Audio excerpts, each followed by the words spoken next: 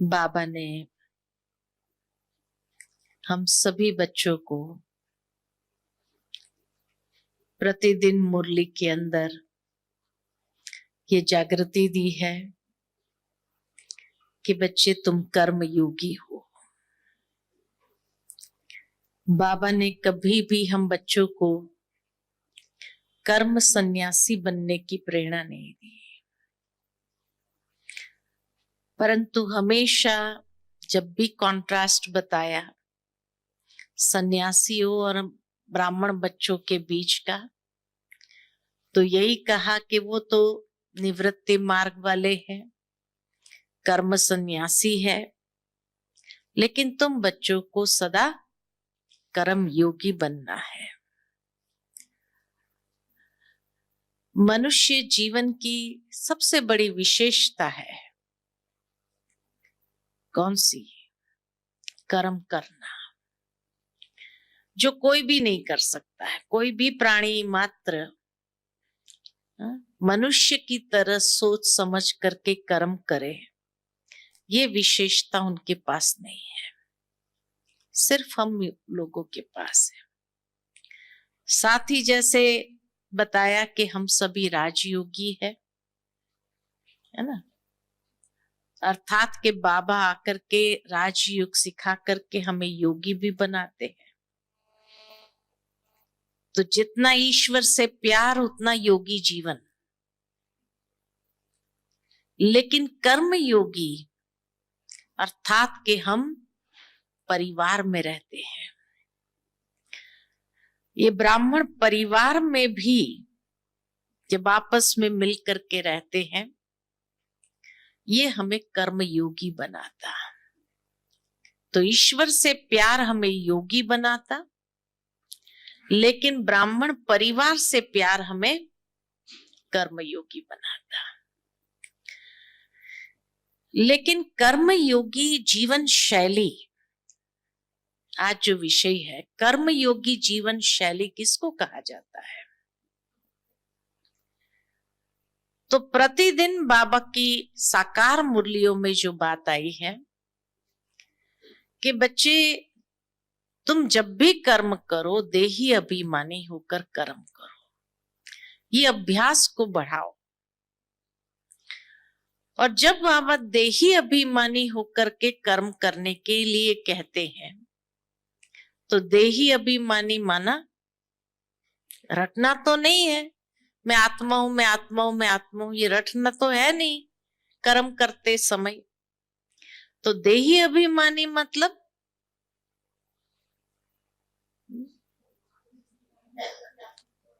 आत्मिक स्थिति में रहकर कर्म करना।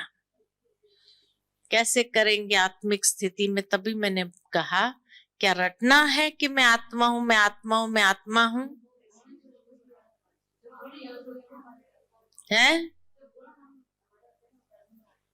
जो गुण हमारे हैं वो हमारे कर्म में आने चाहिए।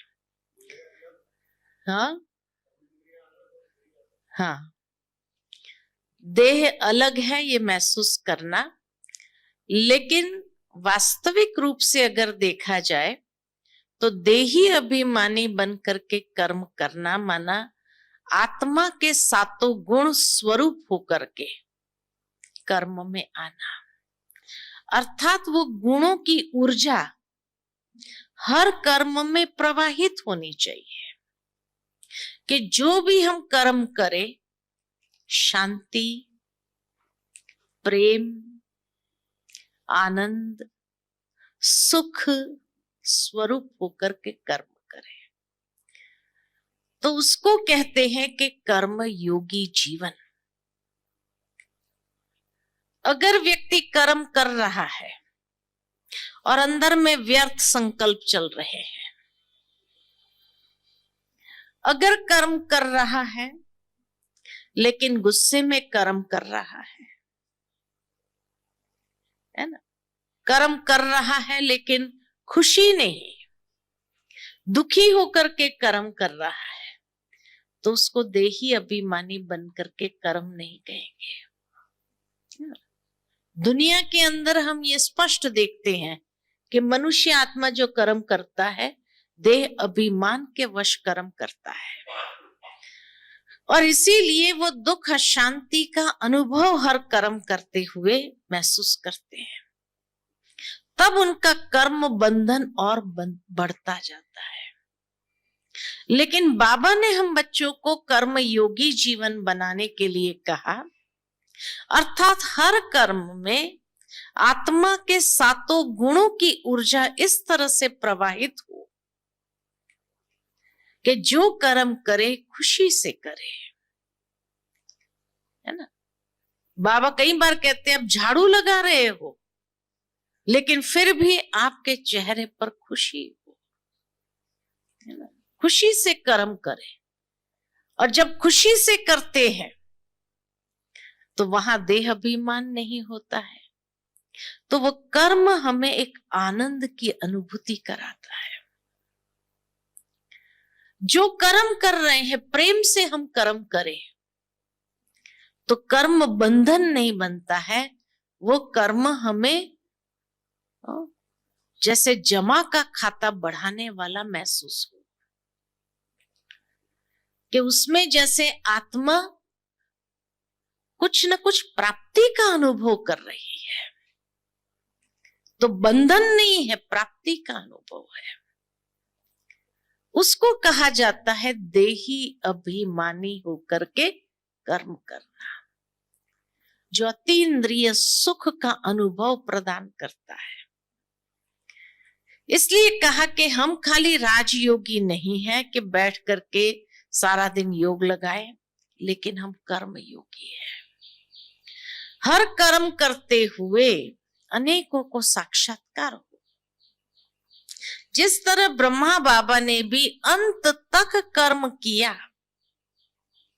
है ना, अंत घड़ी तक कर्म किया, लेकिन हमेशा लाइट होकर के कर्म किया, देही अभिमानी होकर कर्म किया, तो बाबा का हर कर्म प्रेरणा देने वाला बन गया।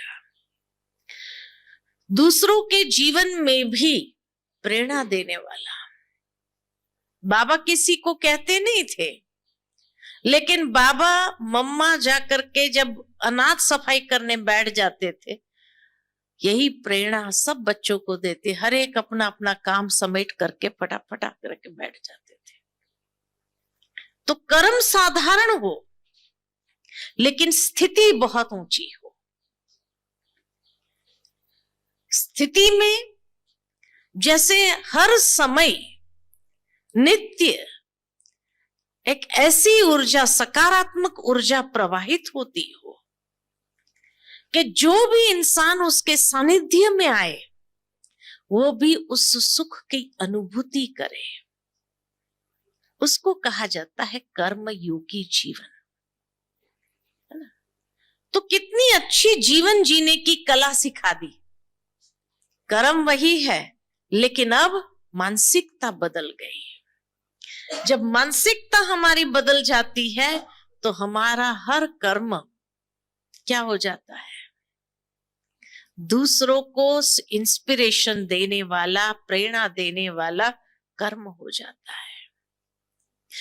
साथ ही जिस कर्म के अंदर थकावट की अनुभूति नहीं है, लेकिन वो कर्म क्योंकि बांधता नहीं है हमें, तो थकावट कहां से होगी? लाइटनेस है। जो भी हमारे संबंध में आते हैं वो उसको भी हम आत्मिक दृष्टि से देखते हैं। तो भाव यही कि कर्म योगी होकर के कर्म करना माना अपनी दृष्टि, वृत्ति, कृति, स्मृति चारों में ही परिवर्तन आ जाए, आत्मिक भाव आ जाए और आत्मा के सातों गुणों की ऊर्जा नित्य प्रवाहित होती रहे। ये है कर्म योगी जीवन शैली। बाबा ने हम बच्चों को जीवन जीने की कला सिखाई। कर्म को नहीं छोड़ना है, गृहस्थ को नहीं छोड़ना है, अपने कर्तव्य को नहीं छोड़ना है, जिम्मेवारियों को नहीं छोड़ना है, रहना वही है। लेकिन अब सब कुछ बदल गया, तो खुशी हो रही है ना, हर कर्म करते हुए खुशी होती है और खुशी खुशी कर्म करते हैं।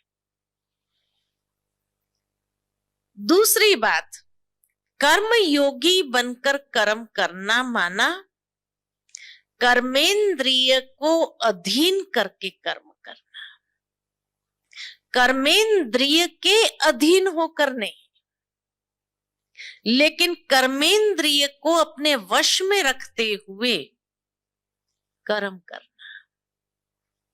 ये नहीं कर्म कर रहे थे, आंखें हमें मन को भटका दे। जब मन ही भटक जाए तो वो कर्म की क्वालिटी क्या होगी? वो कर्म की क्वालिटी में गलतियां जरूर होगी, नुकसान जरूर होगा। इसीलिए जब एकाग्रता के साथ अपनी हर कर्मेंद्रिय अपने अधीन होकर के हम कर्म करते हैं, तो मन भटकता नहीं, मन विचलित नहीं होता है। क्योंकि अगर मन विचलित हुआ तो इंद्रियां भी हमारे वश में रहने वाली नहीं है, और इंद्रियां भी विचलित हो गई तो भी मन कहां कहां भटकता रहेगा। जब मन भटक रहा है, इंद्रियां विचलित है, तो वो कर्म की क्वालिटी क्या होगी? उसमें नुकसान होगा, हाथ से कुछ गिर जाएगा, टूट जाएगा, फूट जाएगा, नुकसान होगा। होगा कि नहीं होगा? तो ये बाबा ने हम बच्चों को सिखाया कि कर्म योगी जीवन शैली माना कर्मेंद्रिय अधीन हो, हमारे कंट्रोल में हो। जब कर्मेंद्रिया कंट्रोल में है तो जो कर्म कर रहे हैं वो कर्म सेवा भाव का हो जाएगा, क्योंकि उसमें स्वार्थ भाव नहीं है। तो स्वार्थ भाव रहित और सेवा भाव युक्त कर्म, ये हमारे कर्म योगी जीवन है, जहां हर कर्म एक प्रकार से सेवा है। चाहे आप परिवार में रह रहे हैं, परिवार में खाना बना रहे हो, तो भी क्या कहेंगे? सेवा भाव से है। ये समझ करके कर रहे हैं बाबा ने ये जिम्मेवारी मुझे दी, इस जिम्मेवारी को मुझे अच्छे से अच्छी तरह से निभाना है ना। दुनिया में लोग कर रहे हैं, गृहस्थी चला रहे, काम उतारने वाली बात। हाँ? सोचते हैं जल्दी जल्दी कर लो और बस उतार दो काम, और फिर अपना कोई एंटरटेनमेंट करो, या और कहीं जाना है, शॉपिंग जाना है, इधर जाना है, उधर जाना, वो करो। बाबा ने हमको ये नहीं सिखाया। बाबा ने कहा हर कर्म जिम्मेवारी निभाओ, तो भी उस समय यही समझो कि ये परिवार के सदस्य जो है, ये भी बाबा ने मुझे संभालने के लिए दिया है, और उसकी सेवा अर्थ उसको अच्छा क्वालिटी का भोजन मिले, अच्छी क्वालिटी का हर मिले, भोजन प्राप्त हो, वैसा घर हो जहां पर वाइब्रेशन अच्छे हो, तो हर कोई को सुकून मिले। ये जीवन शैली हो गई है ना। तो पहले जीवन शैली कैसी थी और अब हमारी जीवन शैली कैसे हो गई? पहले कितने बजे उठते थे और आज कितने बजे उठ करके, हाँ लोग उठे उसके पहले तो हमारा आधा से ऊपर काम हो जाता है, और कितना प्यार से शांति से काम हो जाता है, लोगों को पता ही नहीं चलता है। और हमारे पास पूर्ण समय भी है उसके बाद भी सेवा करने का, है ना। तो इसलिए कहा दुनिया के मनुष्य आत्माओं के कर्म स्वार्थ युक्त होते हैं और हमारे सेवा युक्त होते। यह अंतर है दोनों जीवन शैली में, है वही गृहस्थ में, लेकिन कितना सुंदर सारा गृहस्थ व्यवहार हमारा हो जाता है।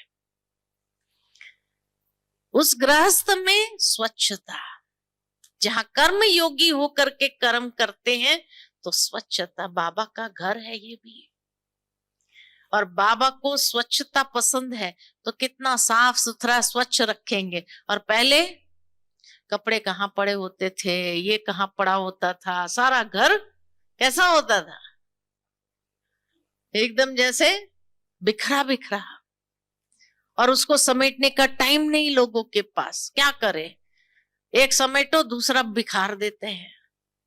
लेकिन बाबा के बनने के बाद जब बाबा ने हमें कर्म योगी बनाया तो सुबह थोड़ा जल्दी उठ करके सारा घर साफ स्वच्छ करके हम मंदिर जैसा बनाते हैं, जहां हमारा घर भी एक मंदिर है। लोग यही महसूस करते, घर में आते तो कहते आपके घर में कितनी स्वच्छता, कितनी शांति, कितना अच्छा लगता है, कहते कि नहीं कहते। और पहले वही घर क्या था, कबाड़ खाना था जैसे, है ना। और आज वही मंदिर हो गया, जहां खुशबू है। सुबह सुबह बाबा को याद करने बैठते, अगरबत्ती जलाते तो सारा खुशबू नहीं हो जाता है, वातावरण के अंदर भी कितनी सुंदर खुशबू फैल जाती है, प्रेम भाव की खुशबू फैल जाती है। ये है कर्म योगी जीवन शैली। तो पहले कर्म कर्मेंद्रिय के अधीन होकर करते थे, अब मालिक बनकर कर्म करते हैं। पहले स्वार्थ युक्त कर्म होते थे, अब सेवा भाव से कर्म करते हैं। और जहां सेवा भाव है तो जरूर निर्माणता है। निर्माणता है तो घर के अंदर भी क्रिएटिविटी है, नव निर्माण कर लेते हैं कुछ न कुछ सुंदर तरीके से। टाइम है ना आपके पास, दुनिया के लोगों के पास तो टाइम ही नहीं है, तो कहां से नव निर्माण करेंगे, रचनात्मकता लाएंगे। और बाबा के बच्चों का घर देखो, हर एक घर इतना सुंदर है ना। कहने का भावार्थ मेरा यही है कि देखो कर्म योगी जीवन शैली कितनी उच्च है, श्रेष्ठ है, सुखदायी है ना। तीसरी बात, कर्म योगी जीवन शैली माना जहां हम बाबा के श्रीमत का हाथ पकड़ करके हर कर्म करते हैं। और बाबा के श्रीमत का हाथ कौन सा होता है, मर्यादा सिखाता है हमें जीवन के अंदर। मर्यादा से कैसे रहना है, मर्यादा से कैसे चलना है, और मर्यादा से कैसे व्यवहार करना है। दुनिया के अंदर कोई मर्यादा नहीं है, कोई डिसिप्लिन नहीं है लाइफ में। और हमारा अमृत वेले से लेकर उठने से लेकर रात्रि सोने तक हर कर्म मर्यादा युक्त, क्योंकि बाबा का श्रीमत का हाथ पकड़ा हुआ है। और इसीलिए हर कर्म में जहां श्रीमत समाई हुई है, मर्यादा समाई, तो वो कर्म का बल कितना श्रेष्ठ है। श्रीमत हमें कितनी शक्ति प्रदान करता है, तो हमारा कर्म बल क्या करता है, श्रेष्ठ कर्म की ओर हमें आगे बढ़ाता है। हमारा हर कर्म श्रेष्ठ कर्म, क्योंकि श्रीमत है। दुनिया के लोगों के पास श्रीमत नहीं है, मनमत है, परमत है, तो हर कर्म अफसोस वाला, हर कर्म करने के बाद रिग्रेट्स मन के अंदर रहती है, अफसोस रहता, अरे ये नहीं किया होता तो अच्छा होता, इसके कहने पर नहीं चले होते तो अच्छा होता था, ये नहीं किया होता तो अच्छा, यही होता है ना। तो दुनिया के लोग मन मत और पर मत पर जब कर्म करते तो अफसोस है, और हम जब श्रीमत के आधार पर कर्म करते हैं तो वो कर्म हमें क्या महसूस कराता है, खाली खुशी। लेकिन वो कर्म हमें कभी अफसोस करने नहीं देता है, हर कर्म हमारा आत्म संतुष्टि का अनुभव कराता है। आत्म संतुष्टि है ना। इसीलिए कहा कि बाबा हम बच्चों को कहते हैं ब्राह्मण जीवन मौजों का जीवन है। जब श्रीमत पर कर्म करते तो मौजों का अनुभव करते हैं, उड़ती कला का अनुभव। और दुनिया के लोग मनमौजी है, हम मौजों का अनुभव करते, वो मनमौजी है। और मनमौजी हमेशा दुखी होते। फिर मनमत से कर्म, मनमौजी माना मनमत से कर्म करने वाला, परमत से कर्म करने वाला, तो वो कैसा जीवन अनुभव करेंगे? वो मनमौजी वाला जीवन कैसा होगा? आज किसकी डांट खाएगा, कल किसकी डांट खाएगा, परसों किसकी डांट खाएगा? हाँ, ये कोई जीवन है तुम्हारा?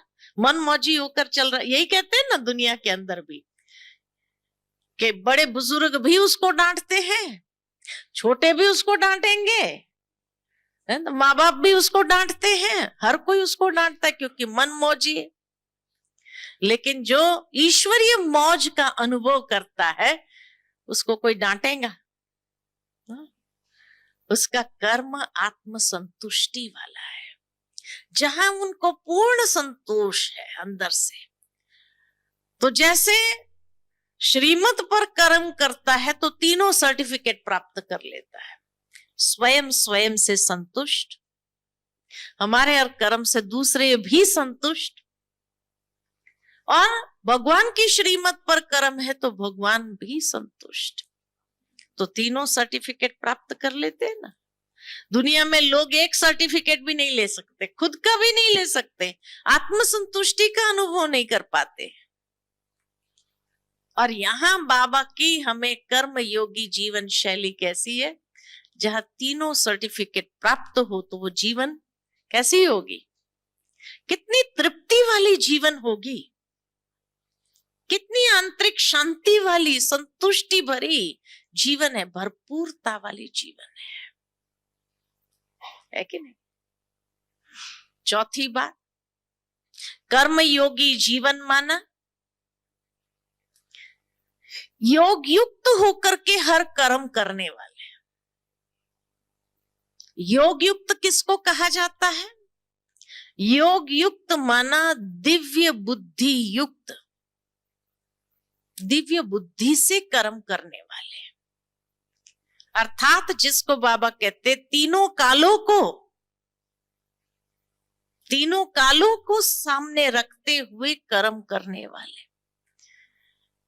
कि भाई लॉन्ग रन में भी दीर्घ दृष्टि होकर के कर्म करते, तो लॉन्ग रन में भी न हमें नुकसान हो, न हमें कोई तकलीफ हो, न दूसरों को हमारे द्वारा तकलीफ हो।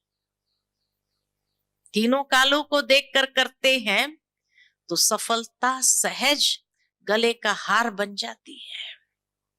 उसको कहते हैं योग युक्त होकर कर्म करने वाला, जिस कर्म के अंदर बाबा की याद समाई हुई हो नेचुरल रूप से, उसको तो कहा दिव्य बुद्धि युक्त योग युक्त कर्म। जहां हमें कर्म करने के लिए कहीं झूठ का सहारा नहीं लेना पड़ता है, लेकिन सच्चाई को भी इतना सुंदर तरीके से हम रख देते हैं, लोग खुश हो जाते, विश्वास हो जाता है, ये कभी झूठ नहीं बोलेंगे, ये सच बोलेंगे, है ना। तो कहने का भावार्थ कि अगर कोई बात ऊपर नीचे हो भी गई तो भी सत्य बोलने में उसको कोई तकलीफ नहीं है, स्पष्ट कर देते हैं कि हाँ ऐसा हुआ इसीलिए ऐसा हो गया। उसको कहते योग युक्त, जहां हमें कोई भी प्रकार का झूठ का, बनावटी का, दिखावटी का सहारा लेना नहीं पड़ता है, लेकिन सच्चाई के सहारे पर चलते, इसलिए निरसंकल्प। ये नहीं कि एक झूठ बोला तो 100 झूठ बोलना पड़ेगा और उसी में बुद्धि चले, अभी फलाना आ गया उसके सामने मैंने ऐसे बोला। कितना कॉम्प्लिकेशन है। याद रखना, एक बार झूठ बोला तो हर बार याद रखना पड़ता है, मैंने फलाने के सामने ये बोला था, उसके सामने ये बोला था, इसके साथ अब मेरे से और कुछ कंट्रोवर्सी ना निकल जाए। कितना टेंशन होता है कि नहीं। उसके बदले सच बोल दो, तो कॉम्प्लिकेशन होगा, टेंशन होगा। हाँ? सरलता, सहजता नेचर में आ जाए। दुनिया के अंदर एक झूठ को छिपाने के लिए 100 झूठ बोलने के लिए कितनी बातें याद रखनी पड़ती है और कितना व्यर्थ चलाना पड़ता है कि हाँ भाई अभी ये बोलना पड़ेगा, अभी ऐसा बोलना पड़ेगा, अभी वैसा बोलना पड़ेगा। कितनी बातें याद रखनी पड़ती है और लास्ट में तो सामने आ ही जाना है। और जब सामने आ जाता है तो कहते इतना झूठ बोला था। हा? कितना मैनेज करना पड़ता है, फिर उसको सारा। हा? फिर वो कहेंगे आप भगवान को मानने वाले और ऐसा करते हैं, बाबा का नाम बाला हुआ या क्या किया आपने? तो उसको युक्ति युक्त नहीं कहा जाता, युक्ति युक्त, योग युक्त अर्थात सत्यता। अगर सत्यता को अपनाते हैं तो कभी भी आप फंसेंगे नहीं, है ना, कभी भी फंसेंगे नहीं। कई बार कई लोग कहते हैं लेकिन जो बांधेली खास होती है ना, बड़ी युक्ति से चलती है, लेकिन झूठ भी नहीं बोलते हैं। जो झूठ बोलते हैं ना फंसते हैं, लेकिन युक्ति से बोलते हैं, चलते हैं, है ना। तो कहने का भावार्थ यही है कि युक्ति से चलो लेकिन सत्य को छोड़ो नहीं, जो आपको हर बार याद रखने की तकलीफ हो, है ना। तो बाबा हम बच्चों को यही सिखाता है कि आप मुरली के अंदर देखेंगे बच्चे कर्म बंधन नहीं बनाना है। झूठ बोल करके अपने कर्म को हमें क्लियर करना है संगम युग में, या और कर्म बंधन बनाना है। अच्छा, जहां आप सच नहीं बोल पाते हैं चुप रहो। सबसे अच्छी युक्ति क्या है? साइलेंस में रहो, है कि नहीं? मौन में रहो। और जब मौन में रहेंगे तो भी आप बचे रहेंगे, सेफ रहेंगे, है कि नहीं? जहां आपको लगता है मौन धारण कर लो या एडमिट कर लो कि ठीक है आगे से ध्यान रखेंगे। कभी कभी एक लाइन में बात पूरी हो जाती है, लेकिन झूठ बोलने से क्या होगा? हम अपने लिए ही इतनी बेड़ियां बनाते जाते हैं। इसलिए कभी सॉरी करके एक लाइन में खत्म कर दो बात, सॉरी हो गया, आगे से ध्यान रखेंगे, ओम शांति, है ना। कितना सरल बाबा ने मार्ग। क्या सॉरी करने से हम छोटे हो जाएंगे क्या? नहीं। इसीलिए अगर मान लो कि परिवार वालों ने जान भी लिया, कोई बात आप छिपाना चाहते थे, पता चल गया, आप सॉरी कर लो उस वक्त, और सॉरी करके झुक जाओ, तो क्या होगा? आगे बढ़ेगी बात। लेकिन अगर उसको छिपाने के लिए कोई झूठ का सहारा लिया तो मुझे 100 झूठ क्रिएट करना पड़ेगा, और वो कितना बड़ा वो कर्म योगी बनने नहीं देगा, योग लगने नहीं देगा, हमारा योग नहीं लगने देगा। इसलिए बेहतर है कि मौन रहो और लास्ट में सॉरी कर दो, और सॉरी करके काम पूरा हो गया, सहज, है ना। तो इसीलिए 10 बातें बनाने के बजाय बेहतर है कि शांत रहो, उस आत्मा को आत्म रूप में देखो। दृष्टि हमारी मौन में कितनी ताकत है। अभी मैं गई थी सेवा पर, तो वहां एक बहन ने कहा, लॉकडाउन में सत्य घटना बताई, कहा कि लॉकडाउन में हमारे पास में कोई आता तो नहीं था, सेंटर सब बंद था, तो नवरात्रि के दिन शुरू हो रहे थे, तो हम सब बहनों ने आपस में ये फाइनल किया कि 9 दिन मौन रहेंगे। जब बाहर की कोई सेवा नहीं है, कोई आता जाता नहीं है, तो अच्छा है कि हम मौन रहे। तो कहा हम सभी बहनों ने मिल करके ये संकल्प लिया कि हम 9 दिन का मौन भट्टी करेंगे। बाबा की याद में। कोई किसी से बात नहीं करेगा, हर एक अपना काम शांति से, एकदम प्रेम से और मौन में रहकर, साइलेंस में रह करके करेंगे। तो कहा जब पहला दिन ही हुआ कि पहले दिन हुआ तो मकान मालिक आया। देखो परीक्षा तो माया लेगी ना। तो मकान मालिक आया और कहा मुझे पैसे की बहुत जरूरत है, इसलिए मैं ये मकान बेच रहा हूं, आप लोग अपनी व्यवस्था कर लो। अब पहला दिन ही हुआ मौन का और ये बात आई। सोचा चलो अब 9 दिन में तो कोई बेच देने वाला है नहीं। 9 दिन अपना बाबा का मौन है, हमने मौन रखा। सोचा बोलना नहीं है, कुछ भी हो जाए। हो सकता है ये मौन ही कोई चमत्कार कर दे। खैर उस समय वो तो बात नहीं आई दिमाग के अंदर, लेकिन सोचा 9 दिन के अंदर तो नहीं निकालने वाला है कि भाई इतना जल्दी। उसने एक महीने की मोहलत दी कि 1 महीने के अंदर आप खाली कर देना, क्योंकि मैं मकान बेच रहा हूं। सोचा कि कोई बात नहीं, हम लोग मौन में रहेंगे। बोले फोन उठाया और खाली व्हाट्सएप में जो स्टूडेंट्स का ग्रुप था उसको बता दिया लिख करके कि मकान मालिक ने 1 महीने की मोहलत दी है, ये मकान खाली करना है हमें 1 महीने के बाद, आप लोग सोच लो। कहा भी स्टूडेंट्स को तो मालूम था कि बहनें सभी मौन में है, सभी स्टूडेंट्स को मालूम था। तो स्टूडेंट्स ने आपस में मीटिंग किया कि भाई ये मकान जाने तो नहीं दे सकते हैं, इतना अच्छा हम सबके लिए इतना नजदीक है, और फिर दूसरा मकान ढूंढेंगे पता नहीं कहाँ मिलेगा, तो क्यों नहीं इसको खरीद ले हम लोग ही। तो आपस में मीटिंग किया।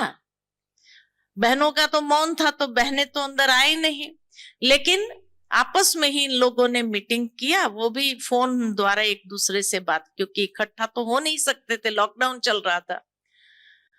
तो कहा कि उस समय जो है सोचा कि चलो कितना हर एक कितना पैसा देगा करके एक दूसरे से पूछा तो आधा भी इकट्ठा नहीं हुआ। मकान का जो कीमत था आधा भी नहीं हुआ। तो सोचा अभी बहन जियों का मौन छूटे फिर बैठेंगे आपस में मीटिंग करेंगे। अच्छा 9 दिन पूरा हुआ। 9 दिन के बाद बहन जी को कहा कि देखो हमने आपस में बातचीत किया है, लेकिन आधा भी इकट्ठा नहीं हो रहा है, अब आप बताओ। तो बहनों ने कहा ठीक है, सभी हम लोग कल नहीं तो परसों जैसे आप लोग ठीक समझो तो हम मीटिंग करते हैं, आपस में बैठते हैं। कहा ठीक है, तो परसों का टाइम रखा, एक दिन बीच में गैप था।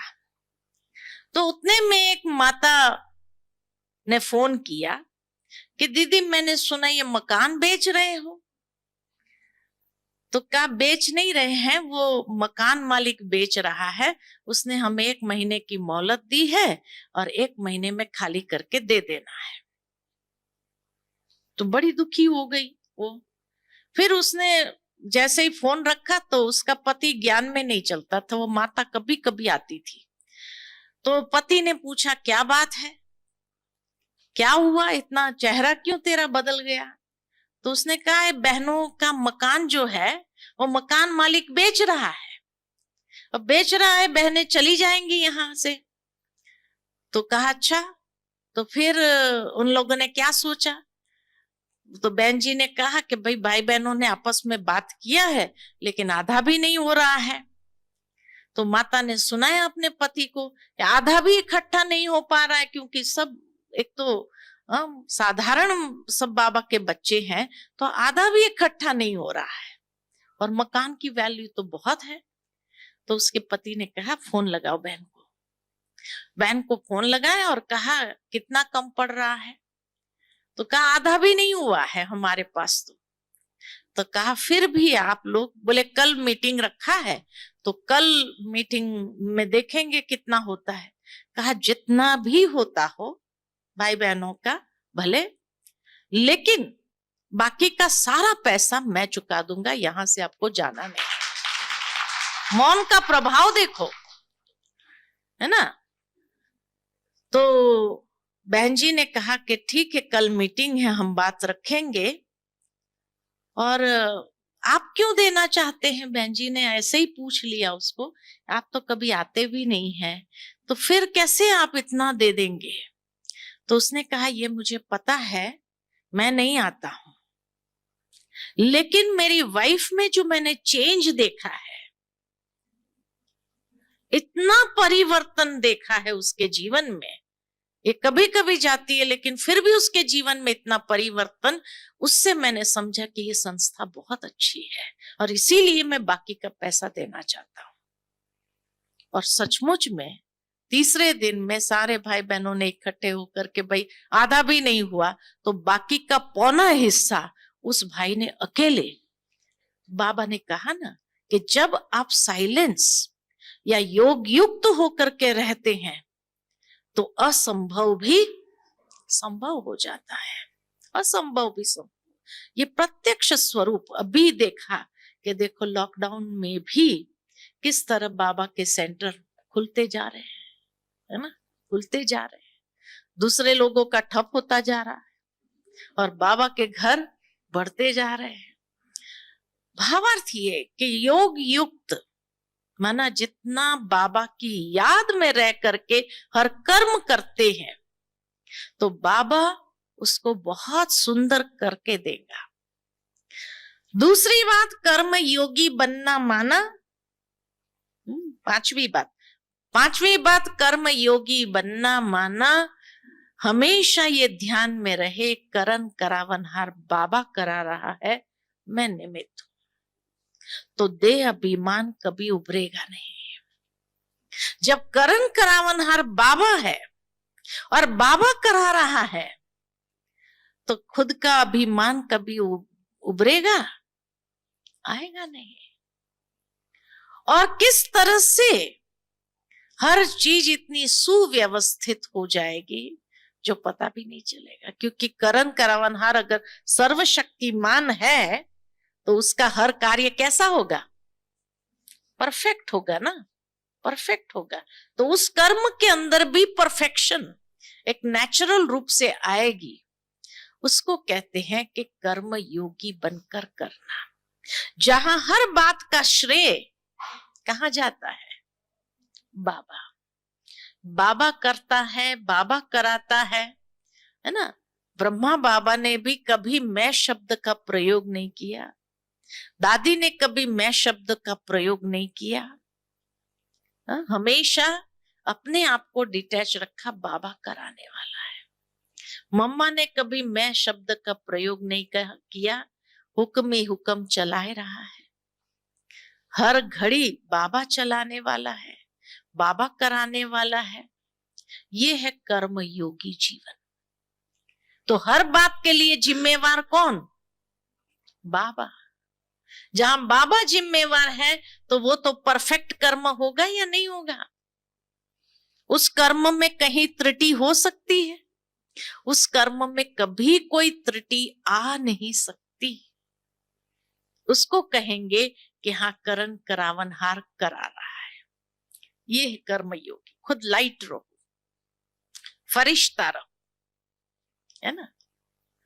इसीलिए अभी हम कुछ दिन पहले ही भाई साहब के साथ बैठे थे, आदरणीय ब्रिजमोहन भाई जी के साथ में, तो चिट चैट कर रहे थे बहने भाई साहब के साथ में। तो उन्होंने एक बहुत अच्छी गुह्य बात सुनाई और कहा कि अभी ब्राह्मण पने का पाठ समाप्त हुआ,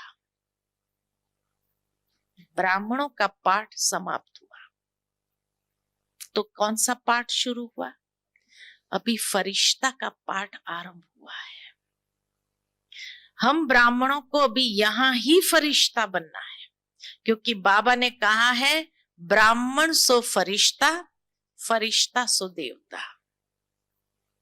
जो ब्राह्मण यहां फरिश्ता नहीं बना, ब्रह्मा बाबा भी यहीं फरिश्ता बना था, मम्मा भी यहीं फरिश्ता बनी थी, दादियां भी यहीं फरिश्ता बनी थी, है ना।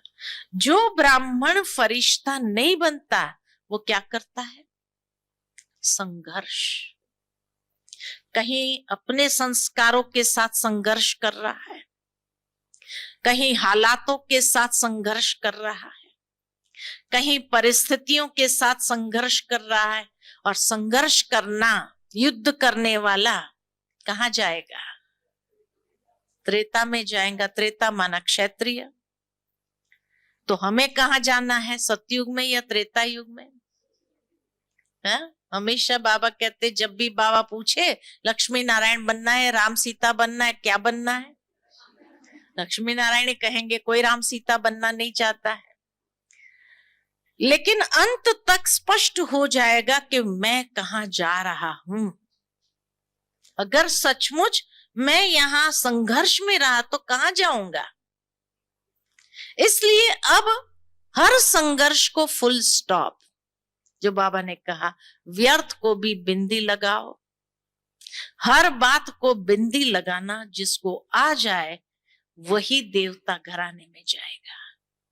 जो हर बात में क्वेश्चन खड़ा करता रहता है, क्यों हुआ, क्या हुआ, कैसे हुआ, कहां हुआ, और संघर्ष करता है, वो कहां जाएगा?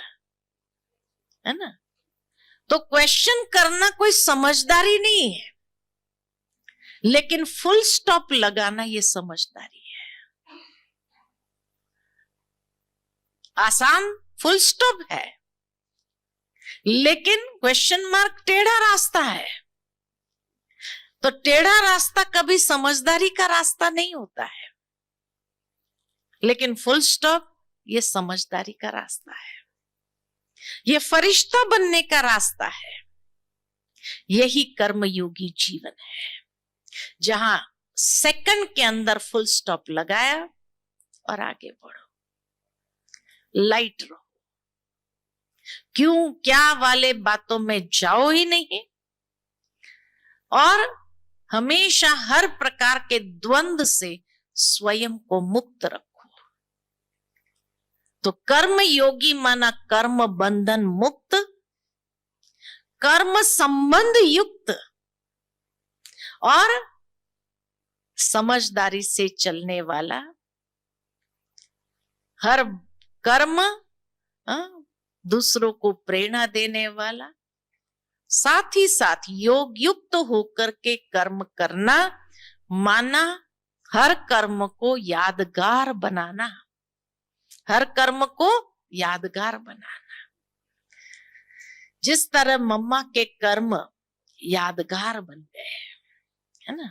जब लास्ट दिन मम्मा को बाबा ने कहा मम्मा अंगूर बांटेंगे, सारी रात मम्मा सोई नहीं थी, इतना तकलीफ था मम्मा को, लेकिन फिर भी मम्मा ने कहा जी बाबा, है ना?